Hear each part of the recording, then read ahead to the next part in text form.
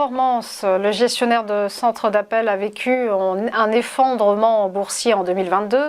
Lanterne rouge du CAC 40 avec une chute de moins 43%. Néanmoins, les cours rebondissent bien depuis le 2 janvier. 12% de gains sur le titre et des signaux haussiers. C'est exactement ça, en fait. C'est une valeur qui, au mois de novembre, elle a connu une baisse spectaculaire. Et là, puisque elle cotait autour des 270 euros, elle a chuté sous les 170 euros, donc plus de 100 euros de baisse, plus de 25-26% de mémoire sur cette journée-là. Et suite à des informations sur le fait qu'il y avait des problèmes sociaux, on va dire, sans rentrer dans le détail précis, dans ces centraux téléphonique et donc on voit bien que là les investisseurs ont eu l'image, la préémanescence, je dirais, de ce qui s'était produit au mois de janvier avec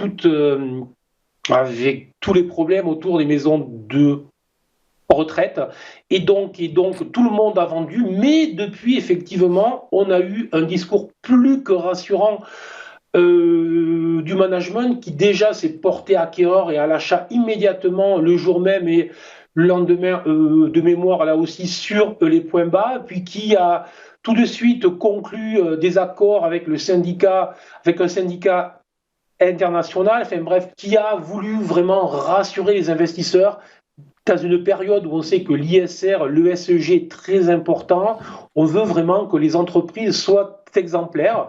Et il semblerait que le discours, que la réaction de son management a bien réussi puisque la valeur est pratiquement revenue au niveau des 270 euros puisqu'elle se situe donc désormais autour des 260 euros, ce qui correspond plus ou moins au niveau de la vague où il y a eu cette très très forte baisse. Donc, tout simplement, on voit bien que les investisseurs sont revenus sur cette valeur, mais attention, après cette hausse de plus de 100 euros, est-ce qu'il est temps de rentrer immédiatement? Je pense pas. Moi, je pense qu'il vaut mieux se montrer quand même prudent. On va attendre que tout ça se calme un petit peu, et donc je vais essayer de rentrer sur repli sur cette valeur. Je pense que vraiment, si on avait un repli sur les prochaines journées entre les 235 et les 225 euros, ce serait très intéressant à surveiller, d'autant plus qu'on pourrait placer un stop relativement court sous les